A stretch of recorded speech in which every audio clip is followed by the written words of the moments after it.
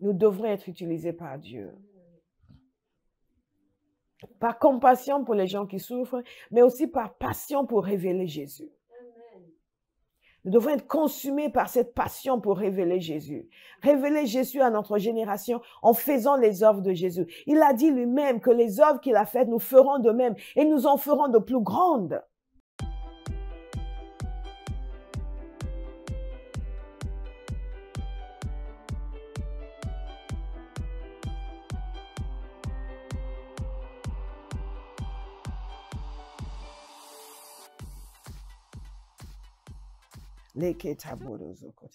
Donc, il nous a dit dans ce passage que il descendit avec eux et s'arrêta sur un plateau où se trouvait une foule. Ça, c'est après avoir appelé. Donc, il a passé la nuit en prière. Il a appelé 12 parmi ses disciples pour être ses apôtres. Et ensuite, il est descendu avec eux et s'est arrêté sur un plateau où se trouvait une foule de ses disciples et une multitude de personnes de toute la Judée, de Jérusalem et du littoral de Tyr et de Sidon. Imaginez un peu la scène. Jésus arrive, il descend, il a choisi ses apôtres, ceux-là, tous excités d'avoir été choisis comme apôtres. J'imagine qu'il y avait peut-être quelques disciples qui étaient un peu déçus, mais Jésus n'a pas jamais fonctionné par la déception humaine. Donc, il y avait peut-être quelques-uns qui étaient un peu dérangés de ne pas avoir été choisis, mais Jésus n'a pas passé son temps à encourager ceux qui n'ont pas été choisis, ni à les cajoler, ni à leur faire des promesses. Vous savez, comme font les hommes politiques, t'as pas eu ce poste, bon, on va trouver quelque chose pour toi. Jésus n'était pas du tout dans ce genre de choses. Et il ne faut pas que les pasteurs y soient non plus à essayer de cajoler les gens parce qu'ils n'ont pas été choisis pour un poste, à essayer de leur promettre autre chose en prix de consolation. Rien de cela ne s'est passé. Jésus a fonctionné par l'Esprit, il a choisi ses hommes imparfaits tels qu'ils étaient, comme l'a si bien souligné Ariel, tout en évoquant vaguement au passage les frustrations des pasteurs parfois, sans parler de pasteurs. Mais c'est aussi très encourageant de voir comment Jésus est capable de changer les gens. J'ai toujours cru en la possibilité de transformation. Peut-être parce que je suis prophète et que je peux voir ce que les gens peuvent devenir. Mais j'ai compris que beaucoup de gens ne croient pas en la possibilité de transformation. Donc, vous pouvez vous fatiguer à les encourager, à les cajoler, parfois même à les pousser dans certains cas, et ils résistent. Ils résistent parce qu'ils ne voient pas. Ils ne voient pas ce Dieu qui est capable d'utiliser qui que ce soit, de transformer qui que ce soit. Et j'ai appris à ne plus me fatiguer à parler avec des gens qui ne veulent pas. Et ce qui caractérise réellement ces disciples, c'était leur bonne volonté. Ils étaient bien disposés. Si vous n'êtes pas bien disposé, un leader ne peut rien pour vous. Celui qui est le plus loin de la terre ne peut pas vous aider si vous n'êtes pas bien disposé. Mais si vous êtes bien disposé, quelles que soient vos faiblesses, si vous suivez les instructions, vous écoutez, faites ceci, faites cela, vous le faites, vous serez étonné de la transformation que vous allez vivre parce que nous avons ce Dieu qui est capable de changer les gens. Et nous-mêmes, nous sommes là à cause du changement que nous avons vécu et que nous continuons à vivre, n'est-ce pas? Je ne connais pas un seul de mes camarades de classe qui n'a pas été surpris de savoir que j'étais servante de Dieu. Je n'étais pas une grande pécheresse, c'est pas ça. C'est juste que mon style ne prêtait pas à ce genre de supposition. Car mes sœurs étaient plus révolutionnaires. Mais je pense que l'évangile est aussi une révolution. Regardez donc tous ces gens, il descend avec ses disciples et les apôtres, et tous ces gens qui sont là, qui attendent, beaucoup de disciples qui sont là, qui attendent, une foule de ces disciples. On a dit qu'il y avait des centaines de personnes au mois, des centaines et des centaines qui le suivaient, qui étaient ses disciples, et ensuite une multitude de personnes de toute la Judée. Imaginez le monde qu'il y avait. Et ils venaient de toute la Judée. N'oubliez pas qu'il y a la Galilée et il y a la Judée, d'accord? Et les gens qui venaient de toute la Judée, de Jérusalem, du littoral de Tyr et de Sidon, et tout ce monde était venu. Pourquoi? Parce que sa renommée s'était répandue partout. Les gens le connaissaient partout. Bien aimés, dans notre génération, ils vont de nouveau connaître Jésus partout. Amen. Et c'est notre responsabilité d'y veiller. Ils vont de nouveau connaître Jésus partout. Cet esprit petit, cet esprit de on se fait tout petit, on se cache, on est discret, ce n'est pas chrétien. Jésus n'était pas discret du tout. Ça, c'est peut-être occidental, mais ce n'est pas chrétien. Hein, on va être discret. Non, non, non. Oui, les Américains, ils sont trop aussi. Non, il faut être dans la discrétion. L'évangile n'est pas du tout discret. Jésus n'était pas du tout discret. Ça, c'est la culture occidentale. Et nous allons enlever cela de l'évangile. Parce que l'évangile n'est pas occidental. L'évangile n'est pas venu dans une culture occidentale, mais dans une culture orientale, où les gens parlaient, et parlaient fort, et s'affirmaient, et réagissaient vivement. Et les gens venaient de partout. Regardez tous ces gens, parce qu'ils ont entendu parler de Jésus. Et dans une culture, les gens parlaient de leurs esprits. Oui, mais tu sais, je connais quelqu'un. Ici, les gens ne vont rien vous dire. Jusqu'à ce qu'ils aient l'impression que vous êtes sur le point de mourir. Bon, peut-être que je pourrais suggérer... bon, encore en France, ça va, mais en Angleterre, oh mon Dieu. Vous connaissez les stiff upper lip? Ouais. Et, mais c'est des gens qui parlaient partout, partout. Et c'est ce que nous allons faire. Nous allons parler partout. Nous n'allons pas être politiquement corrects. Vous allez au supermarché, quelqu'un boite. Est-ce que je peux prier pour vous? Jésus guérit les gens qui boitent encore aujourd'hui. Ben écoutez, vous savez, si nous sommes nombreux à le faire, les gens vont s'y habituer. Ils vont s'y habituer. Ils vont dire, ah, vous êtes chrétien, vous. Hein? J'ai rencontré des gens comme ça. D'ici une année, si tout le monde s'y mettait, nos concitoyens vont s'y attendre. Ils vont dire, mais il n'y a pas un chrétien ici qui va proposer de prier pour moi. Mais quand même. Mais quand même, c'est comme une collègue de Béa pour qui j'avais prié et que le Seigneur l'avait guérie. Et elle avait demandé d'abord la prière à Béa. Et elle n'avait pas été guérie sur le champ, mais elle est venue quand même. Et la deuxième fois, elle a été guérie. Et pourquoi elle a voulu recevoir la prière? Parce qu'elle avait une amie pour qui une chrétienne avait prié. C'est bien ça? Voilà. Pour qui une chrétienne avait prié et qui a été guérie. Donc, elle s'est dit, et donc vous pouvez bien comprendre que cette personne n'est pas chrétienne. Elle s'est dit, mais tiens, peut-être que si une chrétienne prie pour moi, je vais être guérie. Est-ce que vous comprenez à quel point c'est fort ce que je vous dis? Amen. Et c'est nous que Dieu va utiliser. Yes, c'est nous que Dieu va utiliser. C'est nous que Dieu va utiliser. Amen. Et ça va devenir courant en France. Amen. La renommée de Jésus va se répandre Amen. Partout. Ils vont savoir que Jésus guérit aujourd'hui. Est-ce que vous en avez envie comme moi? Oui, Seigneur. Amen, amen, amen, amen, amen, amen. C'est pour ça qu'on vous dit à tous, priez pour les malades. N'attendez pas, pasteur. Vous pouvez le faire. Dites, je peux le faire. Et quand je prie, les gens sont guéris. Et s'ils ne sont pas guéris, amenez-les à l'église. Comme la personne pour qui Bia avait prié, qui n'était pas guérie. Non, pas avant Zoom, non. Qui n'était pas guérie, tu avais prié pour elle avant. Oui. Exactement. Si tu me laisses finir, tu sauras que je sais de quoi je parle. La personne pour qui elle avait prié avant, qui n'était pas guérie, et elle l'a amenée à l'église, elle l'a amenée sur Zoom. Et j'ai prié, elle a été guérie. Donc, même si vous priez pour quelqu'un, la personne n'est pas dit, non, je t'encourage, viens. Et la personne vient, et Dieu règle l'affaire. Nous avons un Dieu qui guérit. C'est ça la renommée de Jésus. Ça s'est répandu partout. Tout le monde savait que Jésus guérissait. Et donc, la foule est venue de partout. Abba House, est-ce que vous êtes capable de voir un jour où la foule va venir de partout à Abba House? De toute la France, de la province, de tout le continent européen, de toute l'Union européenne. Ils vont venir parce qu'ils vont entendre dire que Jésus guérit encore aujourd'hui, que Jésus sauve, Jésus restaure, Jésus délivre. Certains nous disent, oui, mais il faut juste parler de ça, il ne faut pas parler de guérison. Non, il faut parler surtout, essentiellement du salut. Mais parfois, Jésus guérit les gens pour qu'ils comprennent qu'il est réel, qu'ils comprennent qu'il est puissant, qu'ils comprennent qu'il agit. Et ils vont savoir, mais j'ai consulté un tel, il m'a pas guéri. C'est Jésus qui m'a guéri. Ce qu'il ne faut pas faire, c'est prier pour les gens, ne pas leur dire c'est Jésus qui guérit.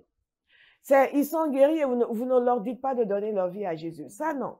Parce qu'ils peuvent tomber malades de nouveau et mourir et aller en enfer en dépit du fait qu'ils avaient été guéris. Ce qui compte, c'est de les amener à connaître le Christ. Mais en montrant l'amour et la compassion de Jésus.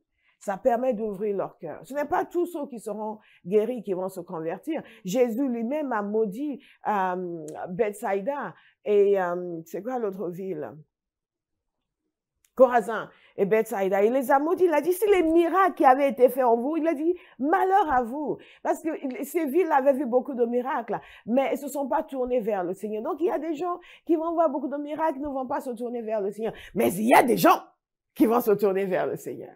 Amen. Alléluia. Et que nous sommes appelés à répandre la renommée de Jésus, à montrer qu'il est bon. Les gens ont une très mauvaise image de la religion culpabilise. Oh, il est entré dans la religion. Non, Jésus donne la vie, Jésus libère, Jésus guérit, Jésus délivre. Alléluia. Donc, tous ces gens sont venus de partout, une multitude. Est-ce que vous pouvez prophétiser cet après-midi pour dire qu'une multitude de personnes de toute la France, de Paris, de l'Union européenne vont venir à Abba House pour rencontrer Jésus et être guéris? Vous devez le croire. Vous devez le croire. Si nous le croyons, que nous le prophétisons, on continue et que nous œuvrons dans ce sens, nous serons étonnés de ce que Dieu va faire. Les gens pensent que oui, mais si on l'a pas vu jusque-là, est-ce qu'on va le voir? Non, le meilleur est toujours devant nous. Le meilleur est toujours devant nous. Une fois, j'étais en train de prier et le Seigneur m'a dit, les meilleures relations de ta vie sont devant toi, pas derrière toi. J'ai dit, oh Jesus, your best relationships are ahead of you, not behind you. I'm like, oh Jesus, that is deep. C'est profond. C'est profond. Donc, en toute chose, ce qui est meilleur est devant nous, pas derrière nous. Les multitudes avaient besoin de guérison. Tous ces gens sont venus pour deux choses, pour l'entendre et pour être guéris de leur maladie. Donc, ils avaient un désir d'entendre Jésus, parce qu'ils avaient entendu que Jésus enseignait avec autorité. Ils avaient entendu parler de lui, le personnage les fascinait.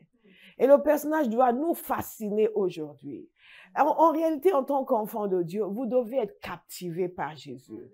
Et priez cela en continu, que vous soyez captivé par sa personne. Nous avons prié l'autre jour pour une révélation de Jésus parce que ces pharisiens qui le suivaient partout, qui l'épiaient, lui cherchaient des problèmes, voulaient le piéger. Et il était devant eux, mais ils ne le connaissaient pas. Ils n'avaient pas une révélation de Jésus. Siméon avait vu le bébé et tout de suite, il a eu une révélation. Que Dieu vous donne une révélation de Jésus. Amen. Que vous soyez captivés par le Fils de Dieu. Oh, que vous deveniez un amoureux de Christ. C'est pour cela que cette maison existe. Nous sommes un peuple qui aimons le Seigneur. C'est plus fort que nous. Si vous êtes à Abba House, que vous n'aimez pas Jésus, vous êtes une anomalie. Vous devez crier pour être captivés par Jésus. Aimez profondément le Fils de Dieu. Hi, I love the Lord. I love you, Jesus. I shall love the Lord with all my heart. Oh, Lord, I love you for all the things you are. Lord, I love you for all the things you do. Lord, I love you. Oh, help me love you more with all my heart, with all my soul, with all my strength. Père, je t'aime, oh, pour tout ce que tu es. Père, je t'aime, pour tout ce que tu fais. Père, je t'aime. Oh, apprends-moi à t'aimer de tout mon cœur, de toute mon âme, de toutes mes forces. Vous savez, Dieu nous donne toujours des remèdes pour nos insuffisances.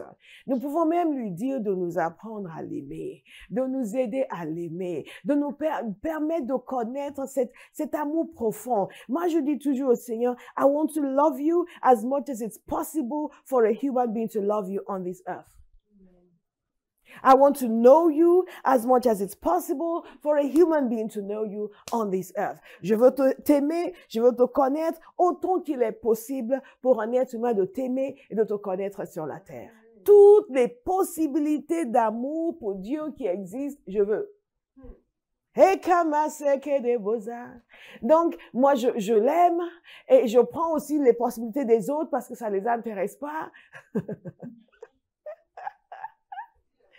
Boulimique de Dieu. Tous ces gens voulaient l'entendre. Je prie que la grâce de Dieu soit abondante sur votre vie. Amen. Pour que lorsque vous parliez, les gens veuillent entendre ce que vous dites sur Jésus. Que sa faveur repose sur vous. Que la kamosa de dosta de doshtagai, karakikotrote, que vous communiquez la grâce quand vous parlez. Et que quand vous commencez à parler de Jésus, les gens soient scotchés. Qu'ils aient envie de vous entendre. Encore, qu'ils ne se lassent jamais de vous entendre. Que Jésus se révèle à travers vos paroles. Mazekabo saketadodo sekete. Legado douce bekata. Bien-aimés, nous ne demandons pas assez. Nous ne demandons pas assez. Il y a des possibilités en Dieu que nous n'explorons pas. Nous sommes trop limités à nos besoins matériels. Que Dieu vous donne la conscience de vos besoins spirituels. J'ai des possibilités spirituelles qui sont disponibles pour les enfants de Dieu. Certains pensent que nous sommes excités juste parce que nous sommes excitables. Ce n'est pas cela en fait. Nous sommes excités parce que Dieu est excitant et que nous voyons. Peut-être que eux ne voient pas. Et ils ne sont pas excités par Dieu. C'est la preuve qu'ils ne le voient pas vraiment. Vous ne pouvez pas le voir sans que vous ne soyez dérangés, profondément secoués. Que Dieu vous secoue aujourd'hui. Ces gens voulaient l'entendre. Et il est important qu'ils veuillent encore l'entendre à travers nous. J'insiste sur ce point, bien-aimé. Oh oui, nous savons qu'il y a des gens qui n'ont que faire de Dieu, mais il y a des gens que si nous portions plus de sa puissance en nous, seraient disposés à écouter. Tout n'est pas de leur faute. Nous voulons mettre la faute sur les gens. Oui, c'est que leur cœur s'est endurci, c'est qu'ils sont durs. Oh, la France, oh, non, non, non. C'est qu'il y a rien en nous qui les captive. Il n'y a rien qui se dégage de nous qui les saisit. Non, il n'y a rien en nous qui les interpelle. Ils sont venus de loin, de toute la Judée, de Jérusalem et du littoral de Tyr et de Sidon. Ils sont venus de loin, ils sont venus de partout, une multitude, tous ceux qui voulaient, tous, moi c'est juste entendre Jésus et qu'il les guérisse.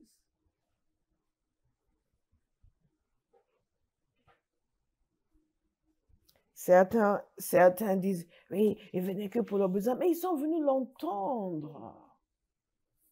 Ils sont venus l'entendre. Je suis interpellée par cela. Ils sont venus l'entendre. Même les pharisiens sont venus l'entendre. Vous vous souvenez de cette occasion à Capernaum quand il était dans la maison? Quand cet homme qui était paralytique a été guéri? La maison était remplie des docteurs de la loi venus de toute la Judée. Et ils sont venus pourquoi? Pour l'écouter et lui poser des questions. Oh, que Dieu vous permet de communiquer une grâce lorsque vous parlez. Que les gens aient envie de vous entendre. À chaque fois, je dis, Lord, as I speak, let me speak as an oracle of God. Quand vous sortez, évangélisez chaque jour, quand vous parlez avec des gens, Père, une grâce qui fasse en sorte que les gens aient envie de m'entendre parler de Jésus. Ils sont venus pour l'entendre et pour être guéris de leur maladie. Quelle réputation est-ce que nous avons? Jésus avait la réputation de celui qui guérissait. Il savait que les gens venaient voir Jésus et ils recevaient la vie. Ils recevaient la délivrance. Ils recevaient la libération. Et Jésus est toujours le même. Il est toujours le même. Il a dit, ces signes suivront ceux qui auront cru. Ils imposeront les mains aux malades et les malades seront guéris. En d'autres termes, il est toujours disposé à toucher les gens. Donc, des multitudes devraient venir encore et encore. Je connais des endroits où ça se passe. Et quand nous acceptons cette responsabilité, parce qu'il y a beaucoup de malhonnêteté dans l'Église, parce que nous n'avons pas de puissance, nous relativisons son importance. Et après, nous enterrons les gens qui auraient dû être guéris. Nous faisons de grands serments à côté de leur tombe parce que nous n'avons pas pu prier pour eux.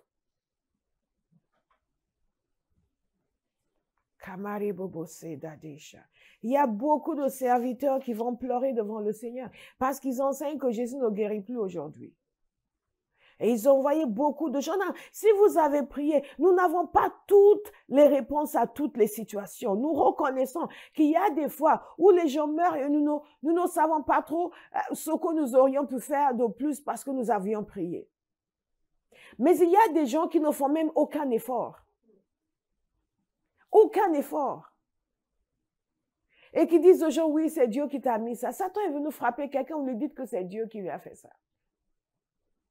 Et nous, on lève tout espoir que la personne pourrait avoir d'être guérie. On l'envoie à la tombe. Bien-aimés, nous avons cette responsabilité, mais je vais y venir dans quelques instants. Regardez, ils sont tous venus pour être guéris. Combien de gens vous appellent pour être guéris? Combien de gens, quand ils sont malades, pensent à vous demander de prier? Moi, je suis toujours choquée quand quelqu'un me dit qu'il a été malade, quelqu'un que je connais me dit qu'il a été malade et qu'il ne me l'avait pas dit. Je m'examine, je ne les incrimine pas, je m'examine. Je dis, voilà, tu n'y es pas encore. Parce que si tu y étais, les gens sauront que s'ils sont malades, avant même de penser à autre chose, ils devraient penser te demander de la prière.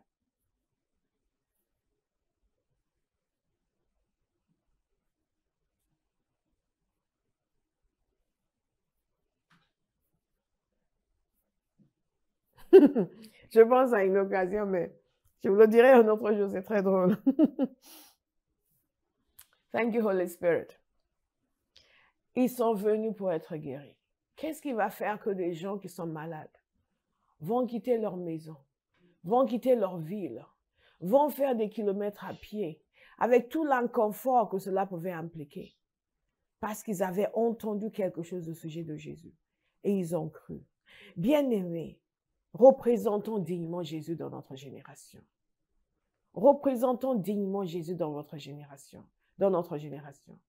Toutes vos histoires de « Ah, oui, je sais, oui, moi, je suis chrétien » et vous pensez qu'ils vont juste se lever comme ça, vous suivre. Qu'est-ce que vous avez apporté dans leur vie de Jésus qui peuvent toucher de façon palpable pour dire « Ah oui, il m'a dit une parole, ça a pénétré mon cœur. » La grâce pour être écouté.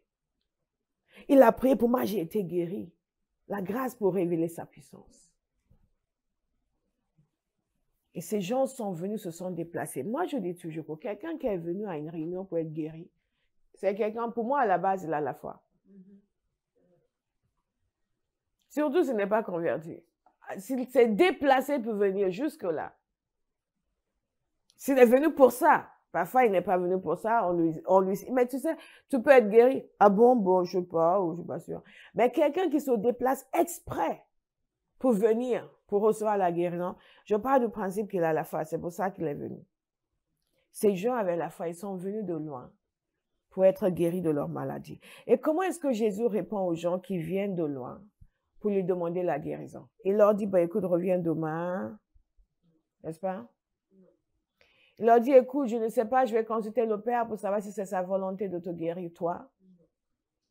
Parce que parfois il guérit pas. Pour toi, on ne sait pas, je vais demander au Père. C'est comme ça qu'il répondait?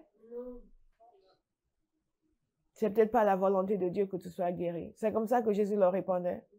Pourquoi nous nous permettons de dire ce que Jésus n'a jamais dit à personne?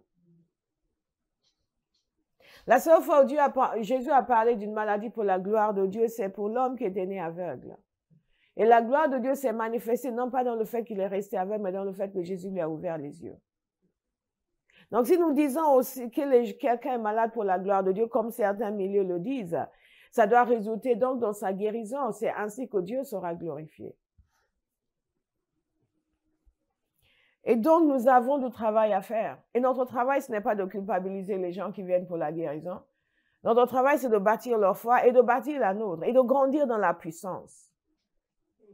Pour que même les gens qui doutent un peu puissent recevoir un reliquat de puissance qui va les aider à recevoir leur guérison.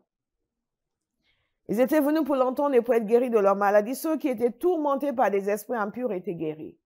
Et toute la foule cherchait à le toucher parce qu'une force sortait de lui et les guérissait tous. Wow. Abba House, une force doit sortir de nous. Amen. Une force doit sortir de nous pour guérir.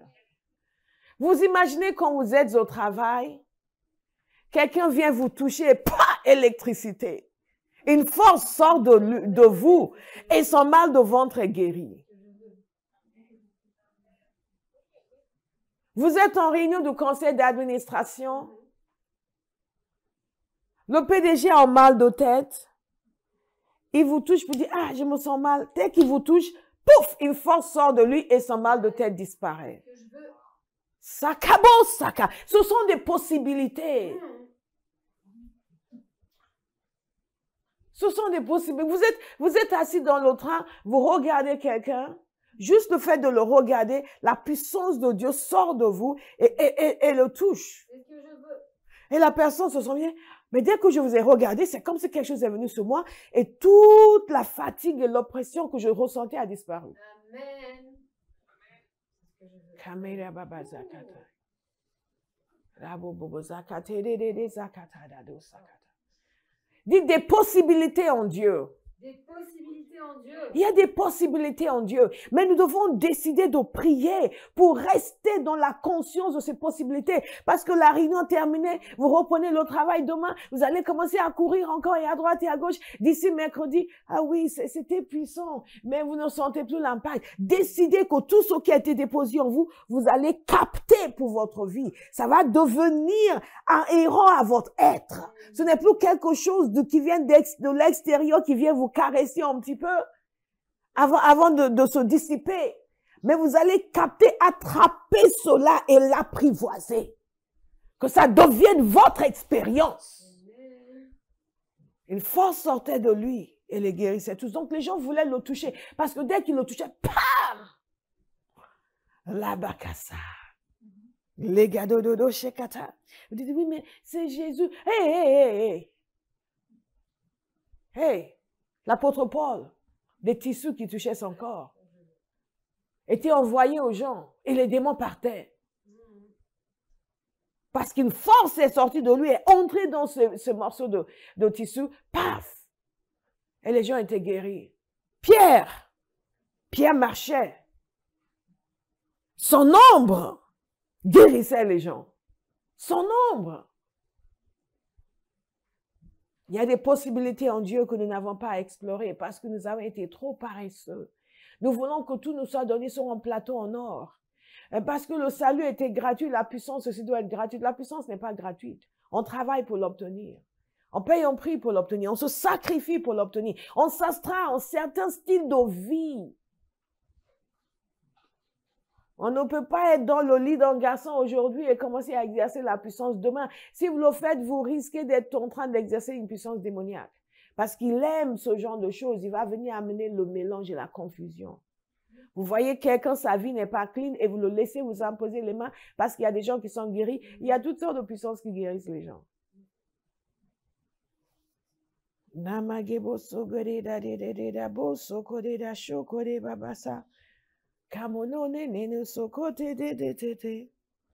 Seigneur, guéris cette personne qui a des problèmes de vue au nom de Jésus. Guéris cette personne qui a des problèmes de vue au nom de Jésus. Une force sortait de lui et les guérissait tous. Et ce qui est intéressant ici, c'est qu'il nous a dit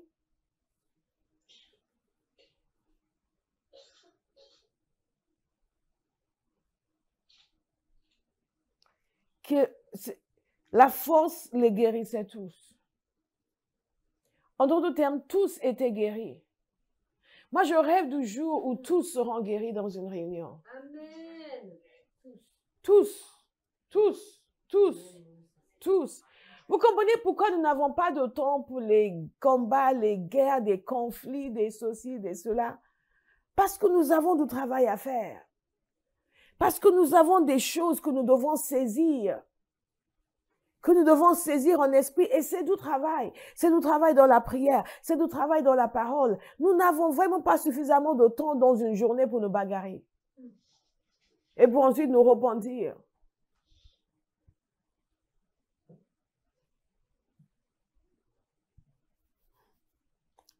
C'est extraordinaire. Dans Luc 4, 40 aussi, nous avons vu où il avait guéri tous les gens qui étaient venus. Il guérit chacun d'eux. Chacun d'eux. Il guérit chacun d'eux. Wow, Jesus! Vous n'êtes pas admiratif devant notre Seigneur. Ces gens sont venus, ils avaient des besoins. Ils avaient un besoin de compréhension des choses de Dieu. Ils avaient un besoin de guérison physique. Jésus a dit, venez à moi, vous qui êtes chargés et fatigués, je vous donnerai du repos. Nous devons pouvoir être les canaux de Dieu pour donner du repos à ceux qui sont chargés et fatigués. Et il veut aussi les enseigner. Il veut qu'ils entendent sa parole. C'est pour cela qu'il nous a envoyés pour faire des disciples. Il les guérit tous. Donc c'est la nature de Jésus de guérir. Et il est le même hier, aujourd'hui, éternellement. Sur terre, il a montré comment il était, rempli de compassion. Aujourd'hui encore, il est rempli de compassion. Et il guérit les gens et on est là, Et ce qui est extraordinaire, c'est que Dieu ne fait exception de personne. Vous pouvez vous-même avoir une douleur et vous priez pour quelqu'un qui a une douleur, la personne est guérie et vous repartez vous avec votre douleur. Certains disent, oui, mais moi, j'attends, moi, d'être totalement guéri pour commencer à prier pour les gens parce que, après tout, mais c'est pas vous qui guérissez. Si c'était vous, on attendra que vous-même soyez parfait. Non. C'est Jésus qui guérit. Donc, c'est sa nature de guérir. Ce n'est pas une demande exceptionnelle que nous faisons. Lorsque vous priez pour que quelqu'un soit guéri, sachez que Jésus voulait que cette personne soit guérie avant que vous le priez. Et il ne vous a positionné pour prier que parce qu'il veut guérir la personne. Ne pensez jamais que c'est à vous d'encourager Dieu à faire quelque chose qu'il n'avait pas envie de faire. Dieu ne voulait pas guérir. Et vous le suppliez, il faut que tu guérisses. Il faut que tu guérisses. Guéris, s'il te plaît. Oh, c'est pas difficile. C'est lui qui a donné sa parole pour guérir. Et s'il y a des obstacles à la guérison, il nous montrera. Mais regardez ce qu'il nous a dit. Il nous a dit que toute la foule cherchait à le toucher parce qu'une force sortait de lui et les guérissait tous. Imaginez au fur et à mesure que ces gens étaient guéris. Ils venaient massivement, ils cherchaient à le toucher et ils le touchaient. Wow! Ils étaient guéris. Les paralytiques se levaient, les aveugles recouvraient la vue. Et imaginez la liesse.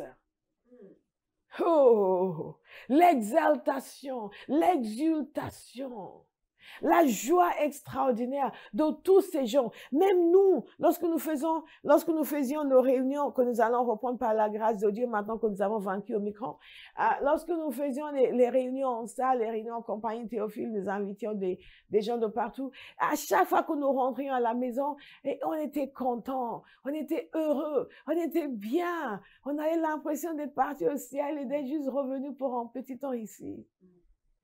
Parce qu'on voyait des gens guéris. La parole prophétique était libérée en abondance. Et toutes ces manifestations de la bonté de Dieu et la joie des gens quand ils partaient, on rentrait, on était bien. Oh, Jesus, thank you. Thank you. Thank you for touching these people. Donc, imaginez ce jour-là, ce que ça a dû donner. Les cris, les danses. Un peuple oriental qui n'était pas du tout limité dans son expressivité. Toute cette foule, et tous étaient guéris. Aïe! Je ne sais pas si ça ne vous fait rien, mais moi, ça me fait quelque chose. Tous étaient guéris. Les joies, ils devaient raconter ça encore partout. C'est comme le démoniaque de Gérasène qui a été délivré. Et il est allé raconter ça partout. Fou. Aïe, Jesus. Et vous savez, dans Luc chapitre 10, il a envoyé ses disciples pour aller annoncer l'évangile. Et dans Luc 10, il nous dit ceci au verset 1. Après cela, le Seigneur désigna encore 70 autres disciples et les envoya devant lui 2 par 2 dans toutes les villes et dans tous les endroits où lui-même devait aller. Il leur dit, la moisson est grande, mais il y a peu d'ouvriers. Priez donc le maître de la moisson d'envoyer des ouvriers dans sa moisson. Donc, il les a envoyés 2 par 2 dans toutes les villes. Et les 70 revint, au verset 17, les 70 revint tout joyeux et dirent, Seigneur, même les démons nous sont soumis en ton nom. Aïe. Donc, ils se sont exercés et les démons sont partis. Abba House, est-ce que vous savez que les démons vous sont soumis? Amen. Amen. Amen. Je vous assure, il y a une dimension de prière dans laquelle vous entrez, le Saint-Esprit va vous ouvrir les yeux, va vous montrer les esprits qui vous tourmentent, va vous montrer les esprits qui vous harcèlent. Ce ne serait pas en doute, non. Il va vous montrer, il va vous dire clairement leur nom, il va vous montrer clairement comment ils arrivent à vous attaquer. Et vous, avec une autorité, va venir en vous. Vous allez vous lever comme terminateur. Vous allez dire au nom de Jésus. Oh, ces moments-là sont agréables. Une force va sortir de lui pour les de vous pour les anéantir. Alléluia. Ils ne sont pas excités. Moi, je suis excitée. Je peux m'exciter toute seule. Ah, c'était un collègue professionnel qui me disait que voilà est la seule personne que je connaisse qui peut s'enivrer sans boire. The joy of the Holy Ghost. I'm just seeing Jesus. Je prie que vous voyez Jésus. Amen. Que naisse dans votre cœur une admiration réelle. Amen. Fou! Écoutez, ils ont dit même les démons nous sont soumis en son nom. Donc, Jésus les a envoyés et il les a soutenus. Rappelez-vous Philippe. Philippe, nous parlons de la joie de tous ces gens. Si vous n'avez aucune raison pour prier pour les malades et recevoir votre guérison vous-même, faites-le pour que la joie puisse abonder et les actions de grâce envers le Seigneur. Lorsque Philippe est parti en Samarie, Philippe qui n'était pas l'apôtre, mais celui qui était diacre, qui est devenu l'évangéliste, il nous a dit, il y a eu une persécution, ils étaient tous collés à Jérusalem, après il y a eu une persécution. Mais l'adversité peut être la porte ouverte pour la gloire. Mais si nous fuyons l'adversité, nous nous plaignons de l'adversité, nous n'allons pas voir ce qu'il y a de l'autre côté de l'adversité. Et là, ils ont été persécutés à Jérusalem et ils ont dû être dispersés partout. Et c'est grâce à cette persécution et cette dispersion qu'ils ont annoncé l'évangile partout. Ceux qui avaient été dispersés allaient de lieu en lieu et annonçaient la bonne nouvelle de la parole. Philippe descendit dans la ville de Samarie et y prêcha le Christ. Les foules tout entières étaient attentives à ce que disait Philippe. Hey, Abba House, c'est ce que je vous disais. Ils sont venus de loin pour l'entendre. Il y a une grâce pour être entendu. Il y a une grâce pour être écouté. Et Philippe, les gens étaient attentifs.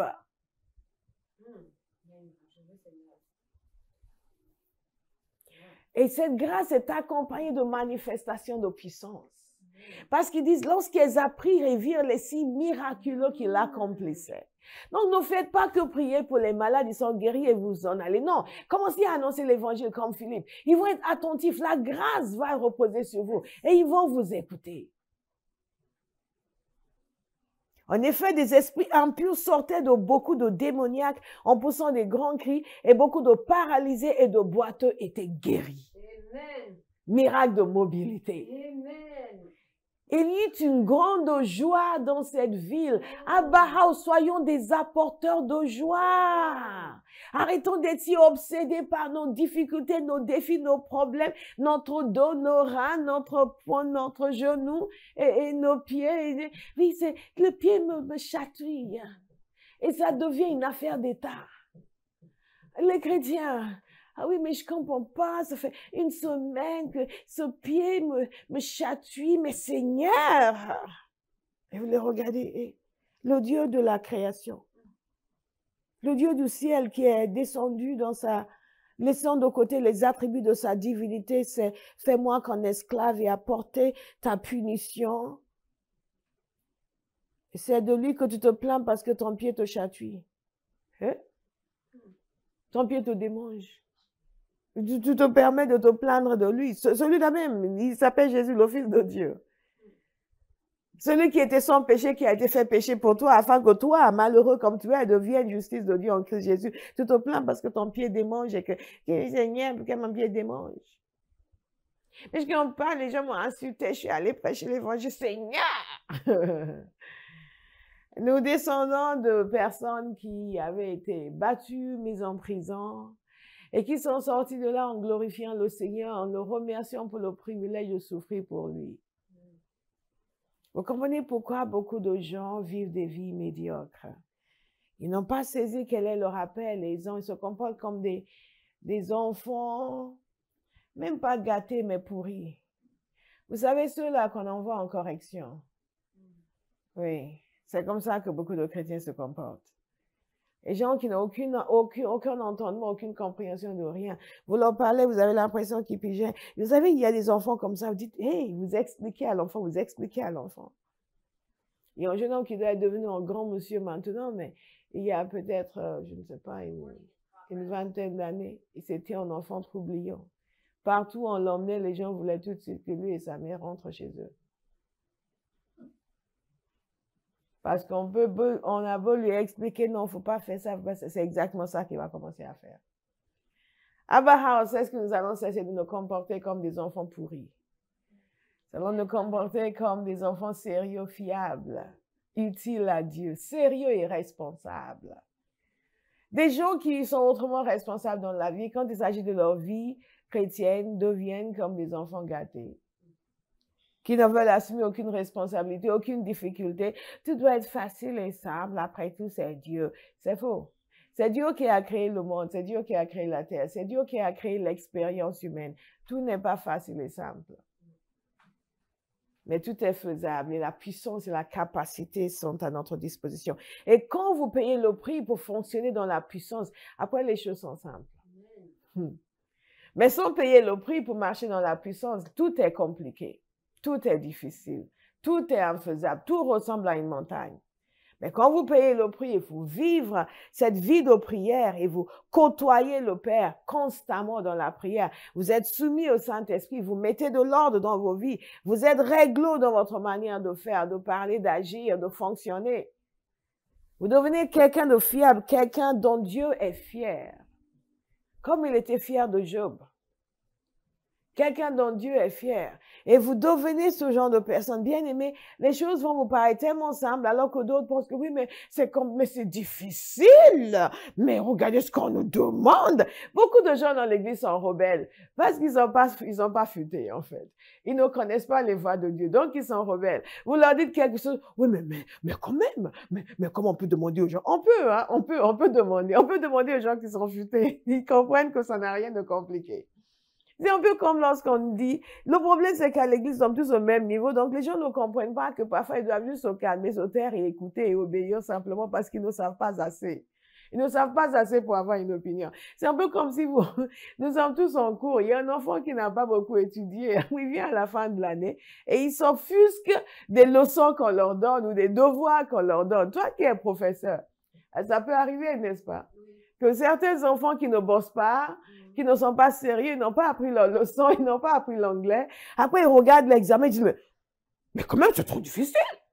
Mais comment on peut demander aux gens de répondre à ce genre de questions? On peut demander aux gens qui ont étudié, on peut demander aux gens qui ont fait leurs devoirs sérieusement toute l'année. Ils connaissent déjà la matière. C'est comme ça dans la vie chrétienne. Bien aimé, j'ai appris à ne pas dire, mais comment non? J'ai dit, je ne connais pas assez, Saint-Esprit, enseigne-moi. Et c'est important pour nous de savoir qu'il y a des possibilités en Dieu que nous n'avons pas explorées. Au lieu de nous rebiffer à chaque fois que nous entendons quelque chose qui nous paraît étrange, nous devons plutôt nous soumettre à la sagesse de Dieu. Et reconnaître que nous sommes comme ces gamins qui ont séché les cours et qui n'ont pas fait leurs devoirs et que beaucoup d'entre nous n'avons pas été assidus dans notre vie chrétienne. Nous n'avons pas été suffisamment assidus. J'ai beaucoup aimé mes bien-aimés qui ont dit, je prie pas. Et ce n'est pas qu'elle, pour ceux qui entendent, ce n'est pas qu'elle ne prie pas du tout, c'est que simplement elles ont vu d'autres possibilités. Elles ont dit, mais il y a des possibilités que je n'ai pas explorées. Et au fur et à mesure que nous explorons ces possibilités, que nous voyons la puissance de Dieu en action, nous ne serons plus comme ceux qui font, oui, mais quand même, mais c'est pas tout le temps que Dieu guérit. Ça, c'est des gens qui ont raté des cours, qui ont séché des cours, qui n'ont pas fait leur devoir en matière de guérison, en matière de puissance de Dieu. Donc, après 30 ans de vie chrétienne, ils sont devenus des grands sceptiques par rapport à la puissance de Dieu. Oui, mais quand même, tu sais, moi, je connais un homme, il disait qu'il avait foi, mais il est décédé, hein.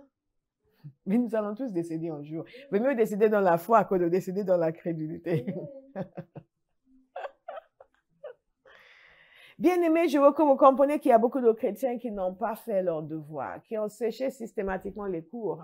Et donc, ils vont vous exprimer des opinions contraires à la parole de Dieu, pour mettre en bémol, pour vous dire, non, attention, il ne faut pas quand même aller trop loin, parce que ceci, parce que cela. Nous voyons des gens guéris aujourd'hui, mais je n'ai pas toujours vu des gens guérir. Et si j'en étais resté là, nous serions bien malheureux comme peuple aujourd'hui. Beaucoup d'entre vous, vous seriez encore très malades de différentes afflictions. Beaucoup d'entre vous, vous seriez encore enchaînés par les démons. Et vous êtes arrivés à Barros, Dieu vous a libérés. Mais il fallait travailler. Donc chacun de nous, nous allons travailler. Nous allons travailler dans la parole, nous allons travailler dans la prière. Ça ne nous tombe pas dessus. Oui, parce que cette grâce est là, cette onction est là, c'est facile pour vous maintenant. Ah, mais tiens, je peux y aller. Mais vous devez quand même travailler. Vous devez quand même travailler. Il y a encore un travail à faire pour aller plus loin. J'étais allée prier pour un enfant. On m'avait demandé de venir prier pour un enfant. C'était bien avant le ministère. Je croyais à la guérison, mais je n'étais pas vraiment dans toute sa dimension. Mais je savais que c'était une réalité. J'étais allée prier pour un enfant qui avait un cancer. Et quand vous arrivez dans l'hôpital des enfants malades, ça vous fend le cœur. Je vous assure, si vous ne voulez pas travailler pour recevoir la puissance de Dieu pour guérir les malades, vous êtes méchants. Je le dis avec tout mon cœur, si vous êtes à Barros, que vous avez été enseigné à ce point et que vous ne voulez pas, votre cœur est méchant. Parce que si vous voyez la détresse des gens qui souffrent, aïe, j'étais allée voir cet enfant, j'ai vu tous ces enfants qui avaient été rasés. Oh, I was ashamed of myself. Et j'étais allée, je pense peut-être 3 fois ou plus, voir cet enfant, un enfant adorable. J'ai prié pour elle. Mais elle est décédée. Et j'ai mis ma genou par terre. Je dis, Lord, anoint me to heal. Moi pour guérir. C'est pas normal. Jésus guérit. L'Église ne guérit pas. Ce n'est pas normal. Je dis, Père, il y a quelque chose qui me manque. Il y a quelque chose qui me manque. Ou s'il y avait eu quelque chose, j'aurais dû voir. S'il y avait eu des sacrifices, j'aurais dû voir. Si quelqu'un avait vendu cet enfant, j'aurais dû voir. Je n'étais pas entrée dans le prophétique comme maintenant, mais... Et c'est pour ça que Dieu nous confère des grâces, parce que nous sommes dérangés et nous voulons régler un problème. Si tout ce que vous voulez, c'est juste avoir pour avoir, vous n'aurez rien. Mais si vous êtes dérangé par un problème qui ne devrait pas exister, et vous dites non. Oh, j'étais brisée par le décès de cette gamine. Ah, Father. Et j'ai prié. J'ai prié. J'ai prié. J'ai pris un débarrassement de tout ce qui va m'empêcher de fonctionner dans ta puissance, dans ton autorité. Quelle que soit la chose qu'elle avait, cet enfant, j'aurais dû voir. J'aurais dû pouvoir l'aider.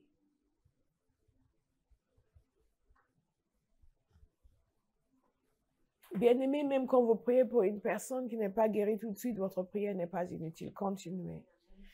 Parce que par la suite, j'ai eu une expérience qui m'a choquée. Quand je priais pour une personne qui ne semblait pas vraiment s'améliorer, je donnais des consignes aux gens qui s'en occupaient, les consignes n'étaient pas suivies. Et au bout d'un moment, j'étais frustrée. Et j'avais dit que je n'irais plus prier. Je l'ai dit un soir. Le lendemain, au petit matin, cet homme est décédé. Je n'ai pas le moindre doute que c'était mes prières qui le gardaient en vie.